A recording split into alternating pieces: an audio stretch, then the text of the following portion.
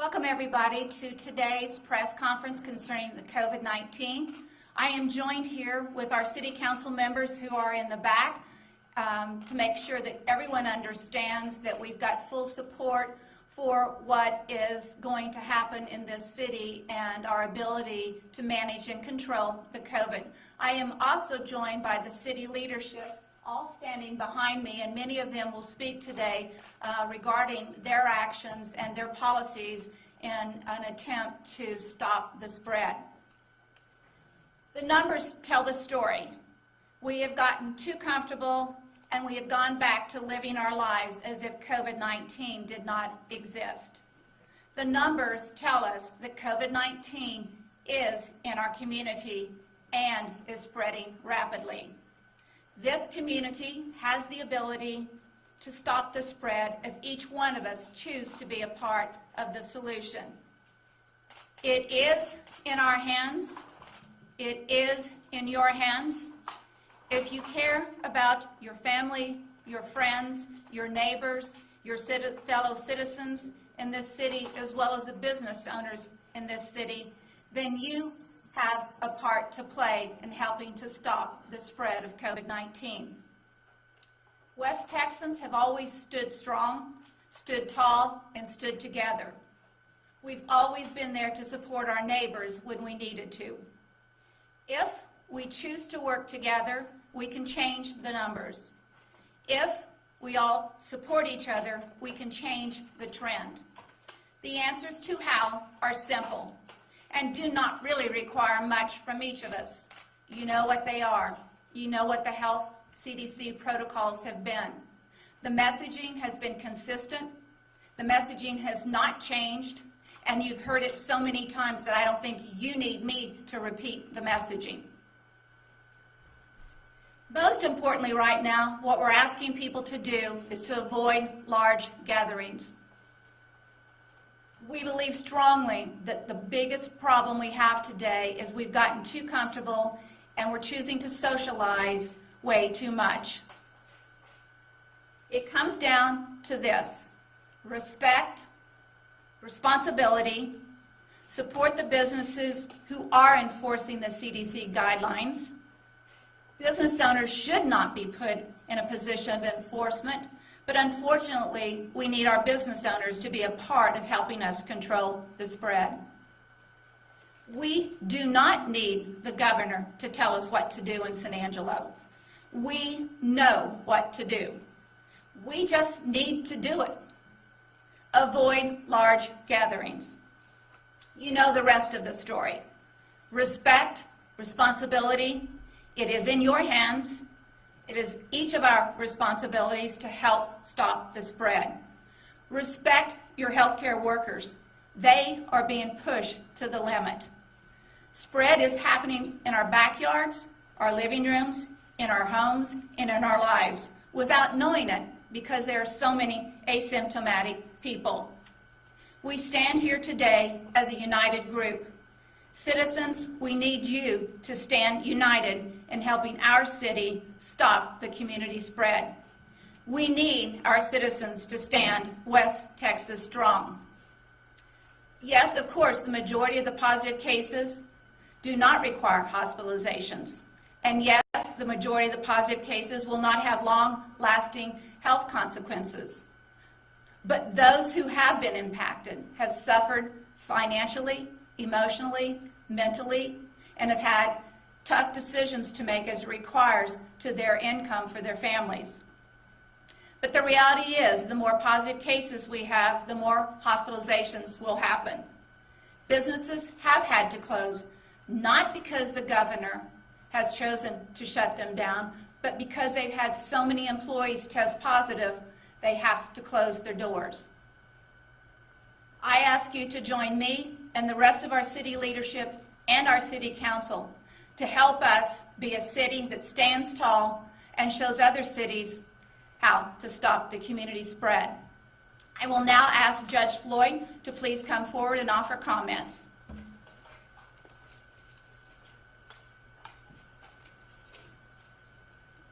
Thank you, Mayor.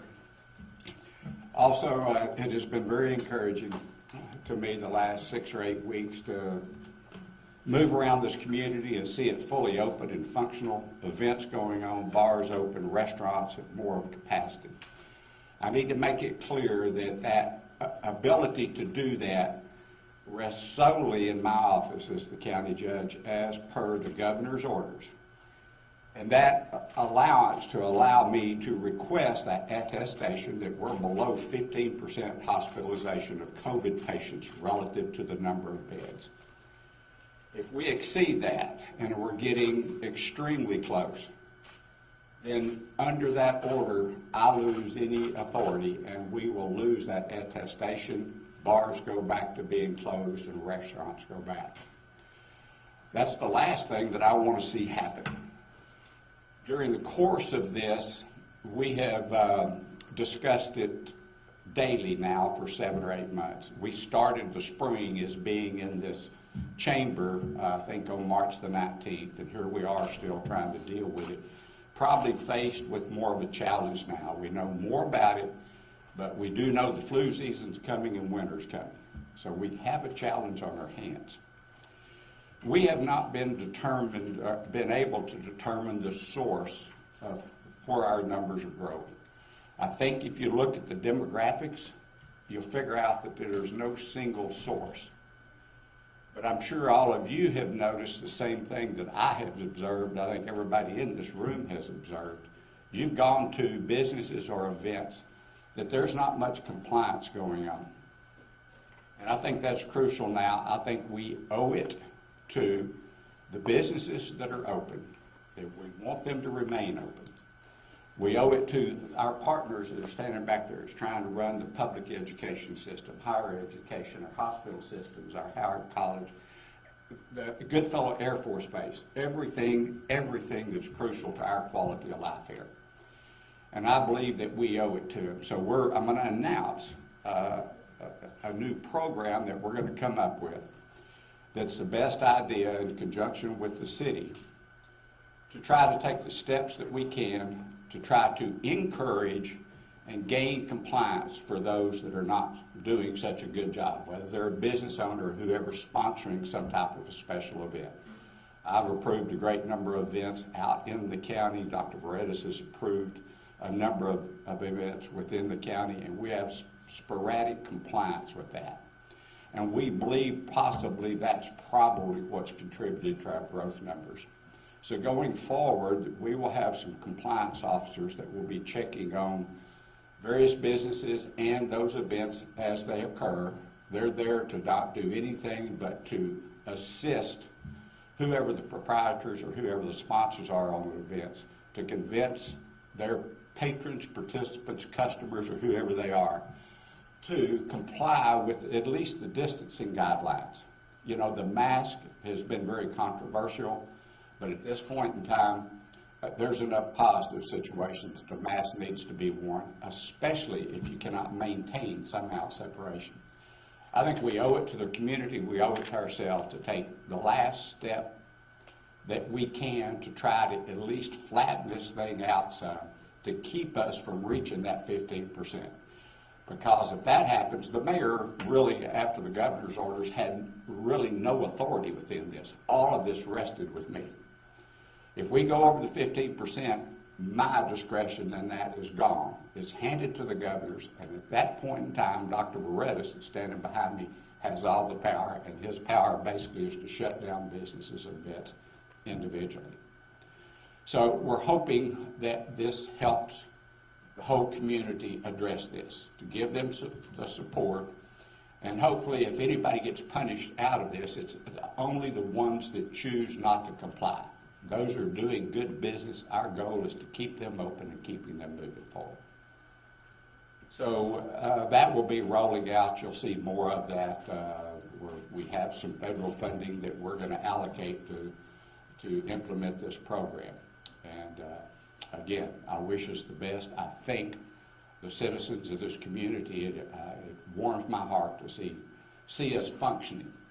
And it's showing in our sales tax numbers. And it's not just about sales tax numbers. Obviously, we need funds to keep things going. But it's quality of life. We spent 7 weeks with elective shutdown earlier for the hospitals. I had a little procedure done this morning. If you shut down that affects 100% of our population, and nothing good comes out of that. So that's been our focus all along, is try to protect the ability of our healthcare system. And it's not just San Angelo and Tonga County. There's 30-something counties in this region that absolutely depends on Shannon Health Systems for their health delivery. So that's crucial. We try to maintain that. So I hope that you will and you support the efforts we're trying to do community-wide to try to get a handle on this and maintain the level of freedoms that we have now going forward. Thank you. Thank you, Judge. Dr. Veredas and Dr. Barnett, would you like to come down and speak, please?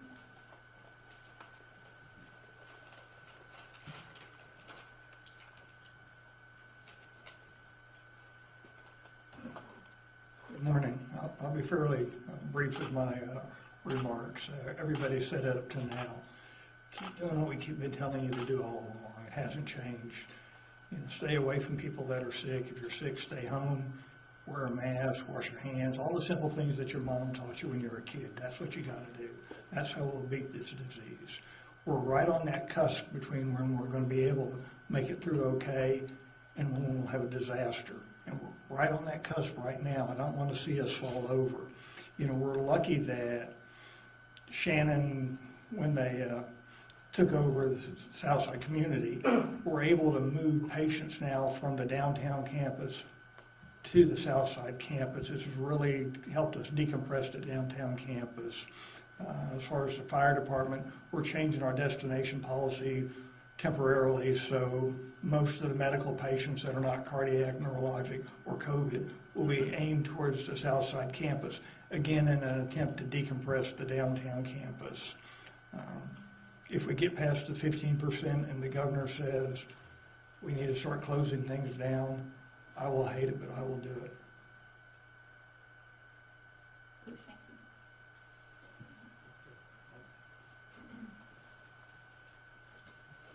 Thanks. I just want to thank Dr. Veredas. Of course, he's been a great physician on our Shannon team for many years, and I think now everyone in the community realizes what an asset he has been through this crisis. He didn't sign up for it, but he stepped up to the plate, and we're all very grateful for that. I'm not going to make any comments about masks because that's already been discussed, but I assume everybody is interested in what's going on at Shannon. And as Dr. Veredas said, the timing of the acquisition of community could not have been more fortuitous for us. This week has been a record-setting week in terms of COVID patients, and a significant number of those also come through Shannon South through the emergency room. And we had the ability to take the strengths of both campuses, streamline each campus into what they were able to do best. Downtown, we're fortunate enough to have quite a few specialists, infectious disease, pulmonologists, critical care, a very adequate supply of PPE. So we made the decision to bring all the COVID-19 positive patients onto our campus. We have a large COVID unit which we developed over the surge in July. We learned a lot of lessons back then, and so it was quite easy for us to ramp up to the necessary number of patients available. Likewise, we took what community had. We streamlined what their units over there in order to take some of the medical patients from Shannon and put them over on that campus. Now we have, I think, optimum situation in both cases. Also, Shannon South, or community, has added a large amount of beds to our overall capacity. So, we're hoping and praying that, we don't hit a surge like they're having in El Paso or north of us. But if we do, we have now expanded our capacity significantly, and we will keep looking at what's the most efficient way to take care of these patients as they come in. As of today, we had this morning's report. We have a team. We have a team at Shannon. There's a call every day at 9 o'clock discussing every patient, where they came from, how they're doing, where they're going to go when they get out, the treatment, the latest treatment, any sort of new research that's come about, and just the overall strategy for the day. This morning there were 67 patients, all up in our COVID unit on the 6th floor, plus or including 13 or 14 patients in the intensive care unit. The intensive care unit, again, is stratified into a COVID side and a non-COVID side, so that's everything is kept completely separate. Testing, we have had to modify testing procedures for patients who are going from Shannon downtown to Shannon South and Shannon coming to downtown. We've had a great cooperation with that. Our new associates at that facility, and that's gone very smoothly. So at this point in time, we are, like I say, always optimistic that today's going to be the worst day that we've had, and if it gets worse, we will do what it takes to take care of these folks. And I think Judge Floyd and Dr. Paredes have already said it very well, that you used to read like all our medical care workers were on the front lines, and sort of a military analogy, but really it's all of you folks and the people out in the community that are on the front lines. We're in the back. We're where people go. We're the MASH unit, back taking care of all the people who get sick. So we're going to be just like, I don't know, most of you are probably old enough to remember MASH. You just take what comes in, do the best you can, and that's what we're going to do. But we greatly appreciate any help that anybody in the community, leadership, can give us in making it a situation that we can handle and take care of these folks in the way that they deserve to be cared for. Thank you. Dr. Datloff and President Hawkins, would you please come down?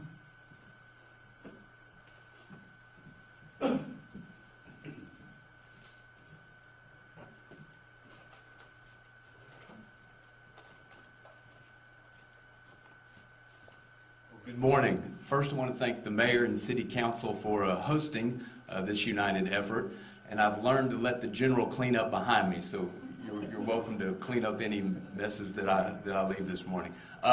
First, I just want to say that I want to highlight and thank our SAISD families for following mask procedures and protocols to keep our schools running. Our full intent is to keep the doors of the schoolhouse open. And we need our community's help and effort in doing that. I think some data that really correlates to the Mayor's earlier remarks are that we have, out of about 12,000 students participating in in-person instruction, out of that 12,000, we have 1.5% of students that are positive or quarantined. So we are tracking very well with students. Over 98% are still in full attendance. But only about 1.5% have quarantine or positive out of that 12,000 students. So we're tracking well there. Like our city in general, we experienced the Halloween surge recently with positive testing, and it is becoming problematic with our teaching staff. As many of you may know that have had their own children in the school system or dabbled in public education, substitute teaching is very difficult to hire individuals, especially on Fridays. One of the mitigating measures that we've recently announced yesterday at about 4 p.m. was that we are going for grades 9 through 12 virtual Fridays. So we're piloting this only for 3 Fridays to see if this works: November 20th, December 4th, and December 11th. The goal in this initiative to go virtual Fridays, 9 through 12, obviously our high school students are more independent learners. They don't have child care issues the majority of the time. But the goal is to push our substitutes down to the middle school and elementary level, 57%. So if you think about that, if we have 60 classrooms without professionals or teachers in them, then it's problematic. So this mitigating effort is to push our substitute teachers down into the middle schools and elementary schools so that we can continue having our schools up and running.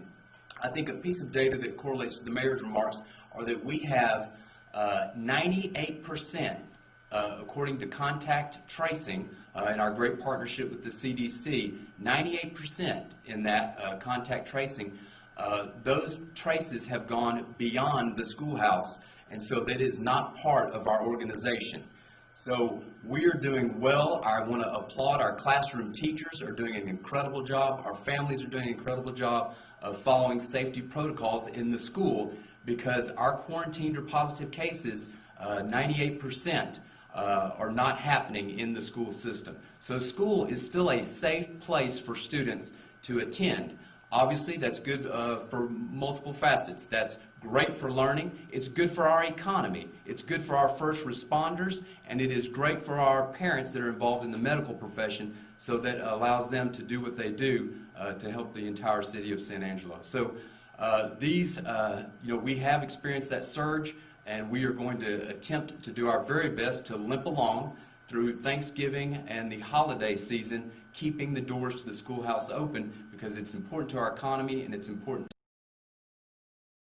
It's still embedding a virtual platform, a virtual option for our families. So families that have wellness concerns for their individual families or children, we still have that virtual option for those that still feel an increased area of safety, and they want to operate virtually. So we're still doing that. Again, we have about 14,500 students in our system across the state of Texas. Some of my remarks at our previous board meeting, we have about 4 to 5% of students across the state of Texas, basically. So if you think about that, I think I did a little calculation. That's maybe 215,000 students are unknown in the state of Texas. So what does that do to our workforce 20 years from now? What does that do to the efforts that we're making, to keep kids in school? So any measures that our community can make, that our businesses can make, that our organizations can make to help us keep running, we applaud. And I just want to again thank our families for allowing us to serve their children and following our safety protocols. So thank you. Thank you, Dr.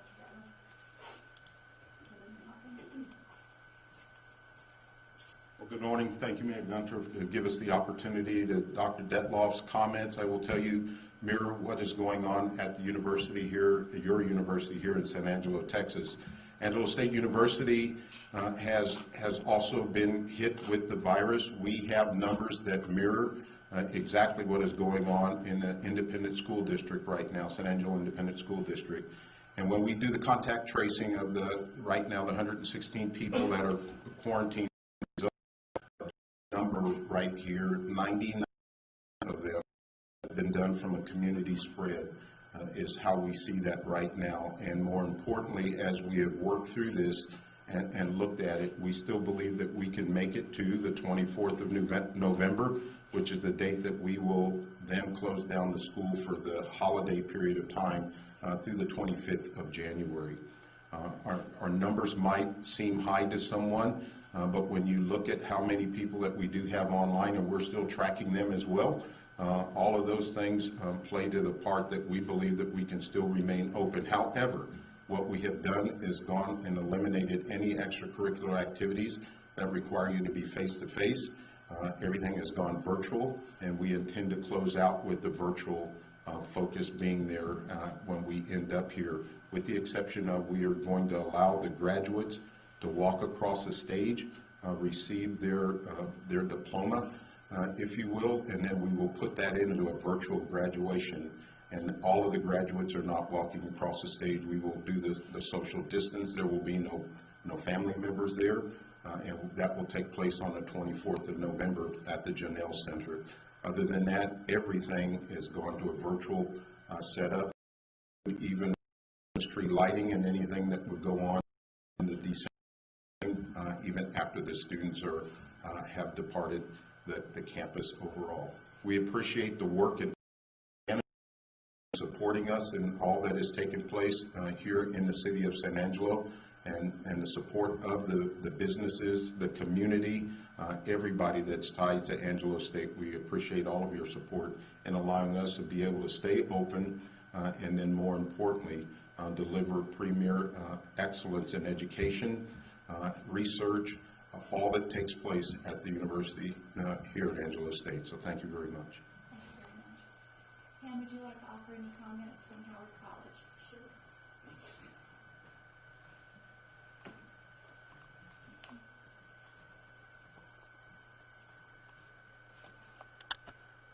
Good morning, and thank you, Mayor.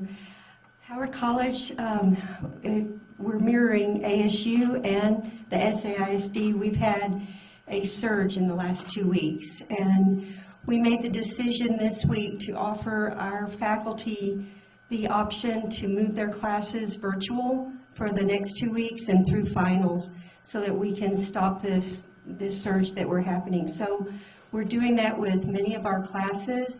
The ones that are applied, we can't, but we are following those protocols, and we're doing a lot of contact tracing.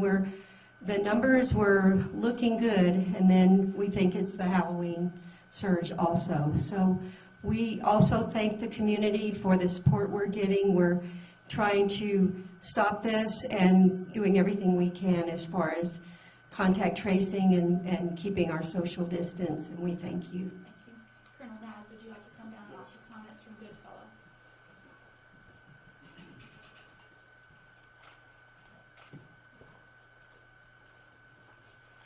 Madam Mayor, again, thank you for the opportunity, Judge. Thank you for the opportunity.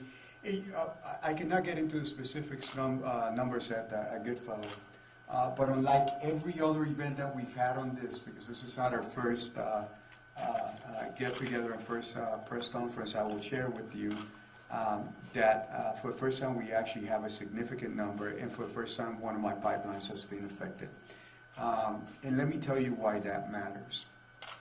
Our North, just like everybody else in here, has been from the beginning the health and safety of our workforce.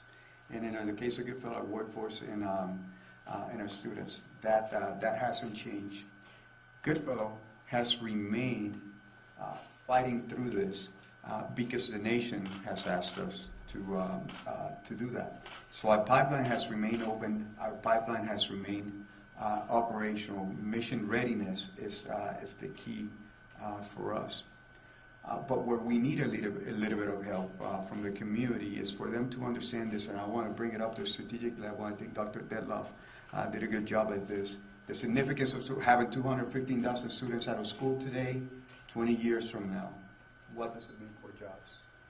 The significance of having a pipeline affected at Goodfellow Air Force Base, what does it mean to national security today? The fact is that our nation is looking inwards. Civil discordance, as well as dealing with this pandemic.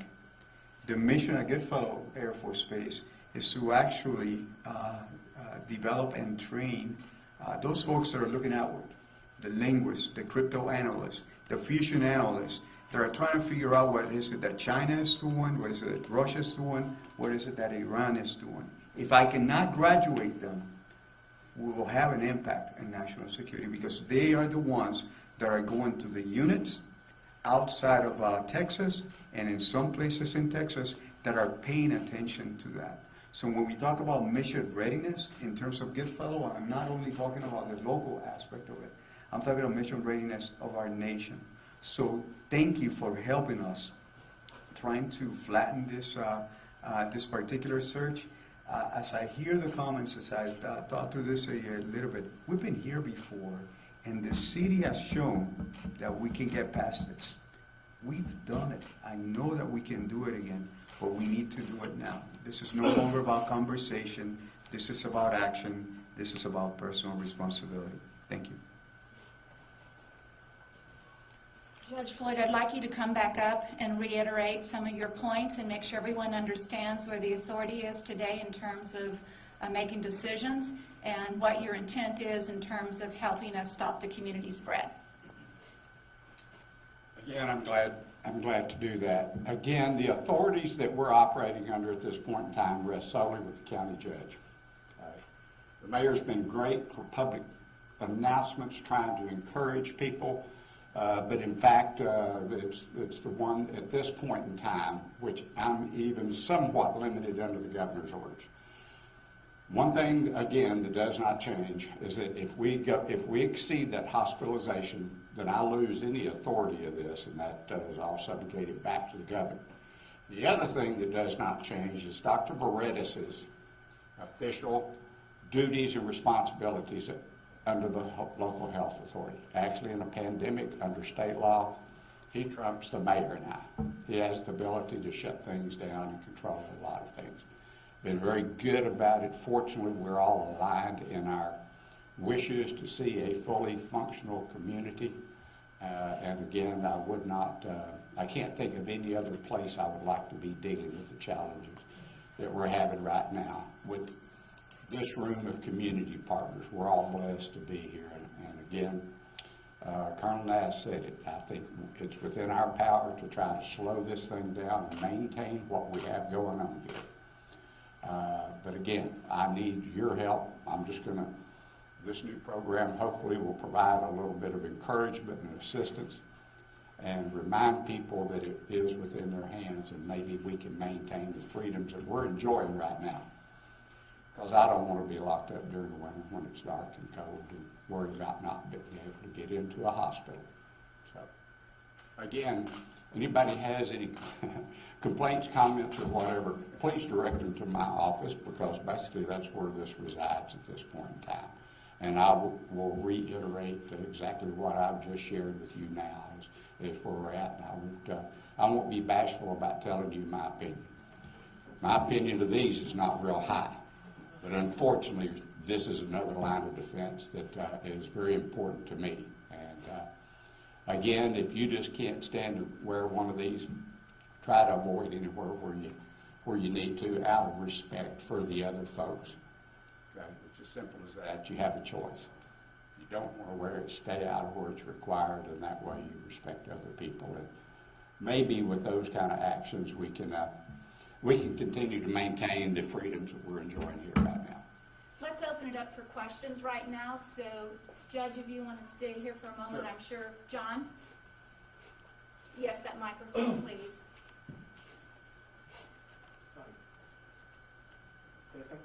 Testing, can you hear him? Is the microphone on? Yeah. Maybe raise the microphone up a bit.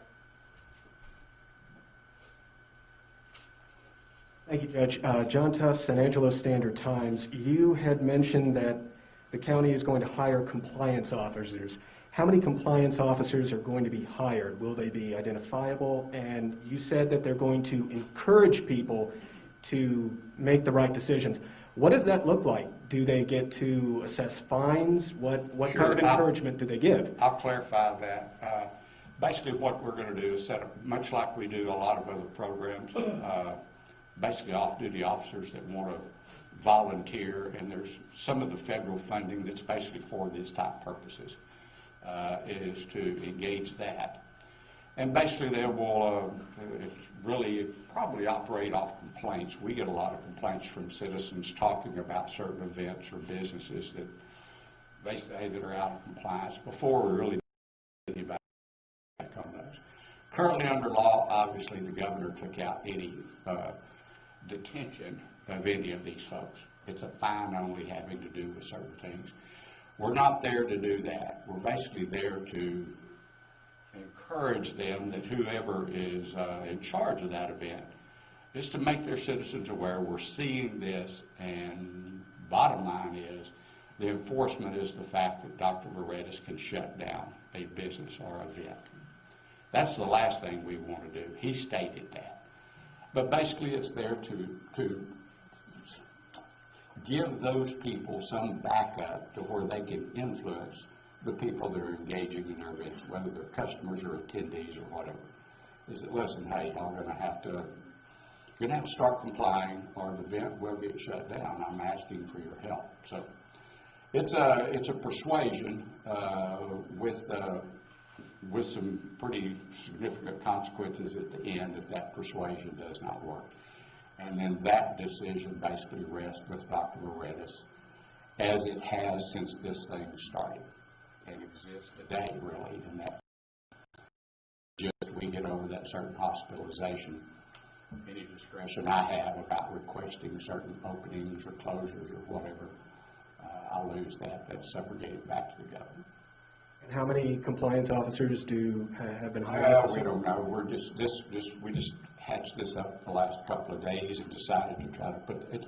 It'll require a little MOU. I have to get it before in fact, I'm waiting until this afternoon to publish our agenda for Tuesday to present it to our Commissioners Court to allocate certain funds to set up this program, and the city has to do the same thing. It'll take us, we're going to put it on fast track because, again, I think we owe it to the community to try to do anything and everything that we can.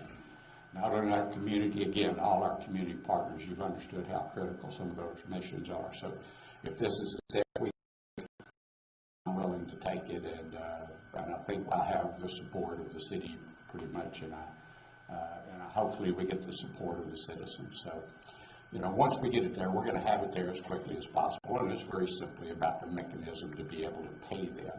We want a uniformed officer to be able to go in, and more than likely I can see them making some visits to some of the larger events that Dr. Veredis and I have given permission, that have submitted their plans that says they will comply with the CDC guidelines and the sanitizers and the masks and the social distancing. We just want to see if in fact that's happening, and if it's not, encourage them to get their patrons to do that. And if that's unsuccessful, then Dr. Veredis will have a decision to make how it goes forward from there. Officials here have asked the community to take meaningful action to stop COVID-19. Is there what other actions are being planned prior to getting to that 15% threshold? Is there anything? The one thing that has not changed through the course of this is the ability to control this does not rest with me or within my power as the county judge or the mayor or anybody in here. It's been a personal responsibility and a personal behavior. It has been from the very start. And it still remains that. We have not discussed anything else. Unfortunately, in my mind, if we're not able through some efforts such as this, is public awareness and a little encouragement through these compliance officers, as quickly as we're trending, very quickly it's going to be taken out of our hands. So I don't have any other magic wand in my back pocket to stop it. I don't think anybody does at this point in time. But again, the very basics we know is separation, some personal hygiene with your hands, and the mask has some effect. That has been consistent since this started back in the first part of March, and that personal behavior. So not much has changed. Our job is to give people the information they can see the same information, and then take the steps that we can, that we think will influence that, and hope and pray that it does, because I think we have a very short window the way our trajectory is going, that we will lose the ability to do anything. That will then be taken care of back out of Austin. Can you comment on what that window is? Anybody that's been, I've said several times, if I want 50 opinions, I ask 25 people about where this stuff's going. And as simple as that, I don't have that number. All I know is we watch trends, and we watch indices within those trends. Has to do with the amount of testing, the positivity rate, several things going on, pending labs. It is indicators that correspond generally to future hospitalizations. In my mind, the only thing that's really saved our numbers from going up any farther the last couple of weeks is the fact that the under 40 demographic has been the highest trending upwards. And I think that's also indicative of what activities are going on out in the community. There, I think, are the smaller probability of needing to be hospitalized. And without that, I think our hospitalization numbers would probably be worse. But as you get more patients, as you strain the system more, as you put more stress on the care staff, the frontline staff that are having to deal with that. And then you start talking about things restricting visiting for our elderly that are in assisted living centers.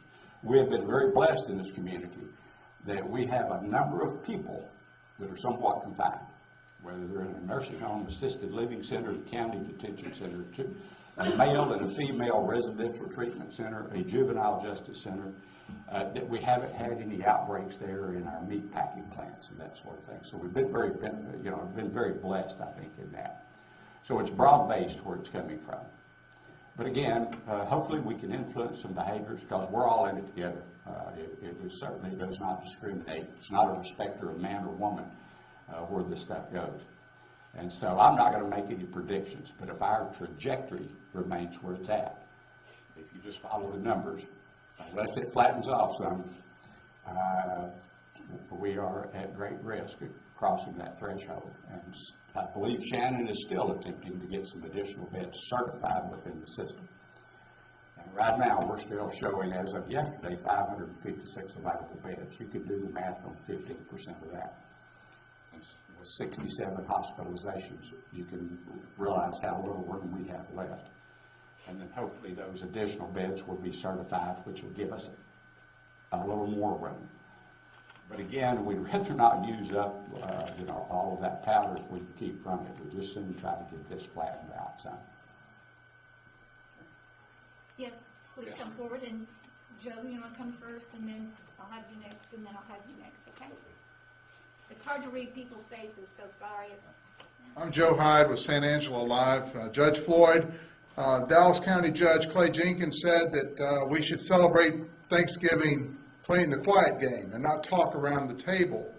Obviously, if Halloween is being pointed to as being a super spreader event for the community of San Angelo, and we have Thanksgiving coming up in 2 weeks, what are your suggestions for Thanksgiving celebrations?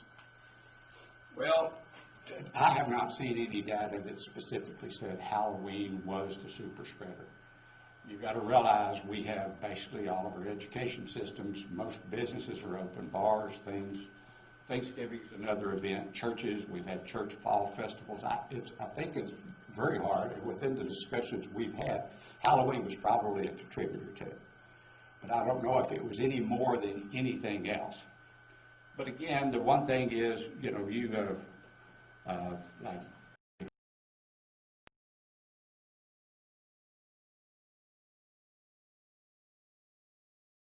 or celebrating Thanksgiving, I don't choose to go there. I'm not going to be welcome as the county judge or what I have to say.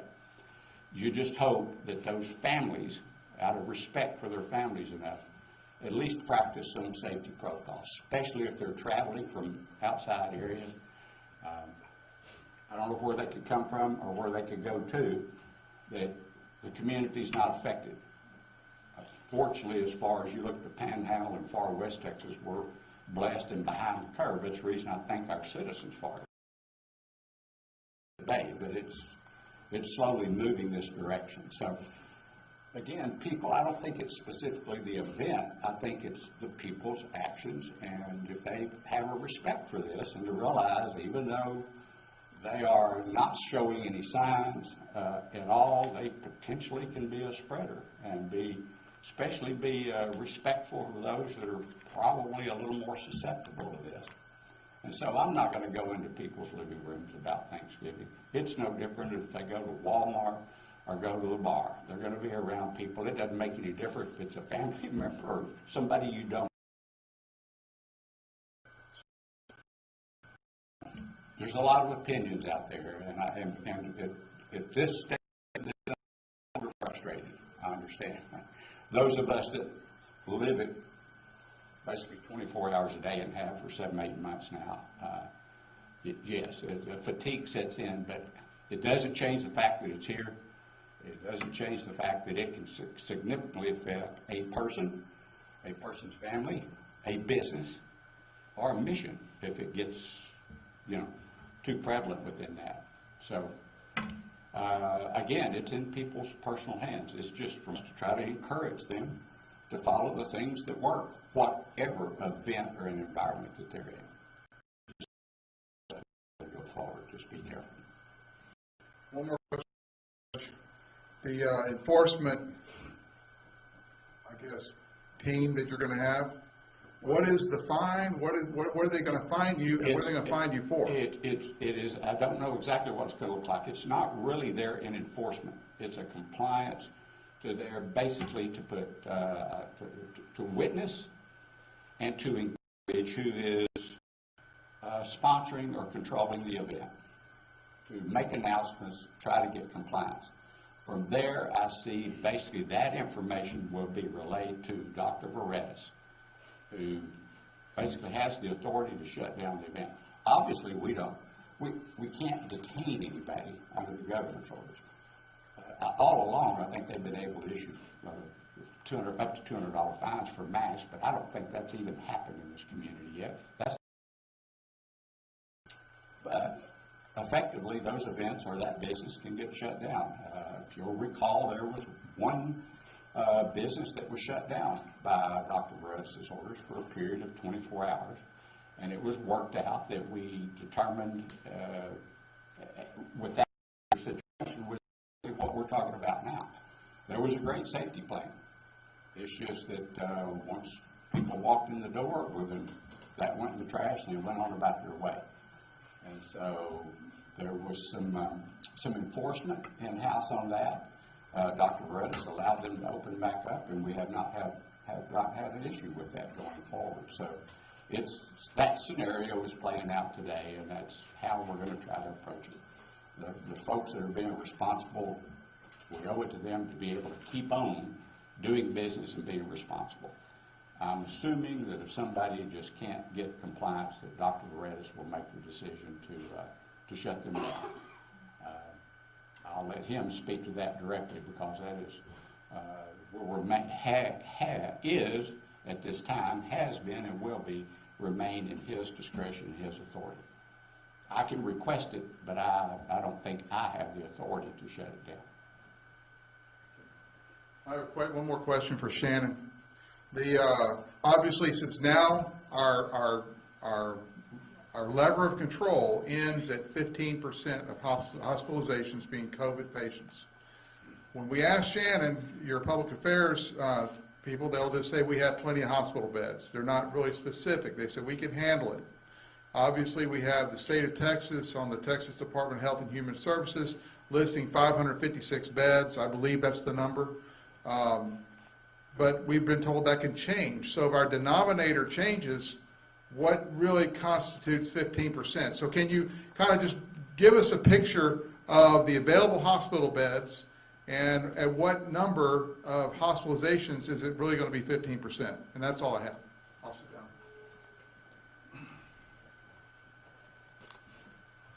That's a little bit complex, Joe. The 557 is our regional trauma service area, I believe. So that includes all the hospitals in 25 counties and their beds and various calculations therein. I can only speak to Shannon, where actually the 15% is not really a number we're focused on at all. I mean, we're just focused on our census, adding additional staffing and beds as the COVID patients arrive. That 15% of that regional trauma service area really is not 15% of our beds, or really doesn't figure into how we plan our capacity issues. Like I say, we had 67 people today.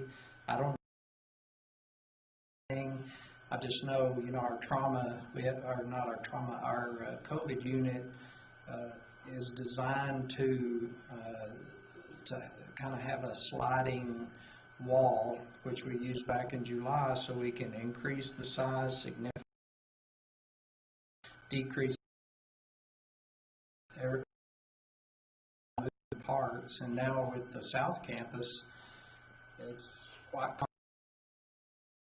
and it's a good opportunity to be able to utilize ICU beds on both sides of town, beds that have previously not been utilized in some time. Sometimes we all forget, we have St. John's campus that has a large number of beds that are currently being used for more rehab type uses that we would consider available if needed. So I don't know if that answers your question. Again, the 15% doesn't really figure into our... The question is, the number of beds, I mean, y'all control 90% of the San Angelo market or whatever it is, and we're only talking about Brady and Schleifer County, the trauma service care region. It seems like the number of beds is a fluid number. Like you could say, well, if Shannon has 500 beds, well, we can stand up another 600 beds. Second to that, at Midland, like when you talk to Midland healthcare providers, they'll talk about, well, we have a constraint based on personnel, how many nurses we have, how many doctors, how many healthcare providers we have. So if we're going to be told we're going to shut down at 15%, I just think the people ought to know roughly what that number is, and is this going to be a moving target, moving the goalpost kind of thing? Let me just make a comment, and Dr. Barnett can finish up with it. But Today, if you talk about COVID-19 patients as a 15%, the hospital's ability to be fluid also depends on how full the hospital is with flu patients, other patients, etc. So when they say it's a sliding door, it is, because today they might have plenty of beds, but if 2 weeks from today there's a big flu outbreak and hospital beds are given to the flu, then again it changes the dynamics. And so where they can be fluid, they want to be fluid. That's in their hands right now. It might not always be in their hands to be fluid because of other hospital beds being used for other reasons. And can I follow up? yes, please. As far as the authorities within me,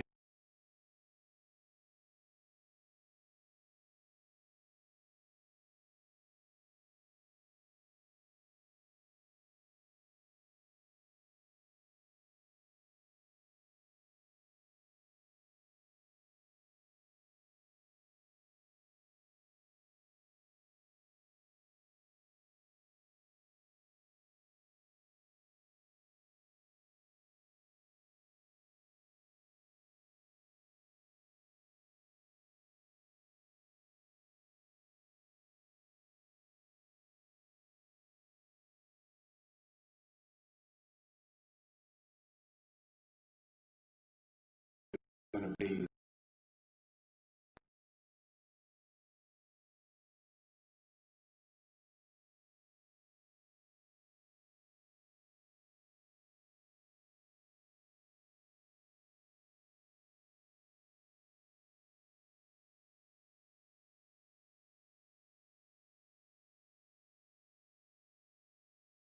depend on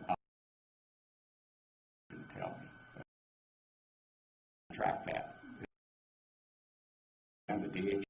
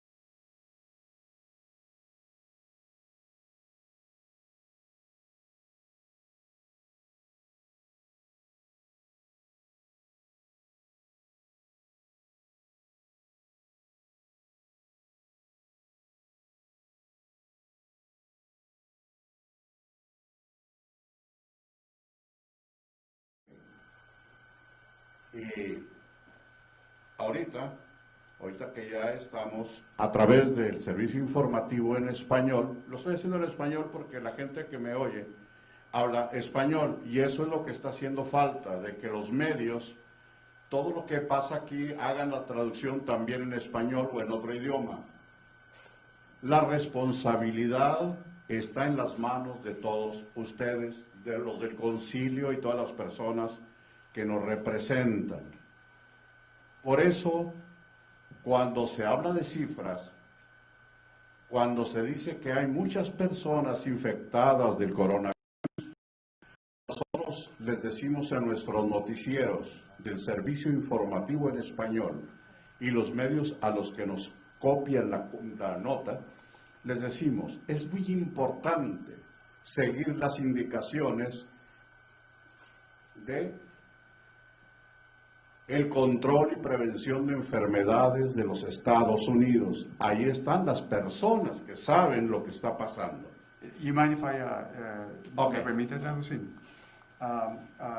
He started out thanking each of the members of the panel, as well as the commission and the county.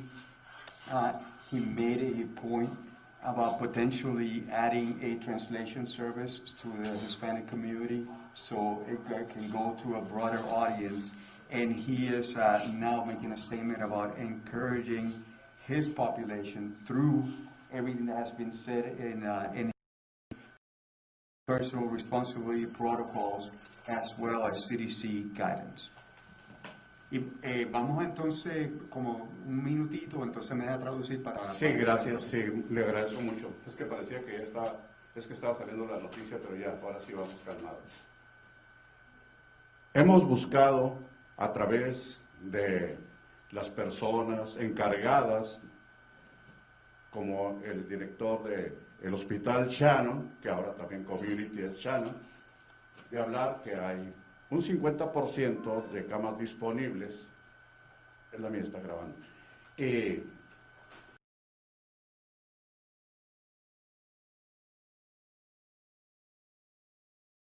las autoridades hagan lo que dijo el gobernador Greg Abbott, enforzar el uso de las mascarillas, guardar la distancia y evitar las grandes reuniones, cosa que muchas veces no se está haciendo, y les voy a decir por qué. Okay, me permiten. Okay, what he did is he made a statement about the number, and but he's now making a statement about how the message that has been given here, sort of like Buttress, is complemented by the governor's message, by Governor Abbott's message of wearing a mask, of social distancing and general hygiene.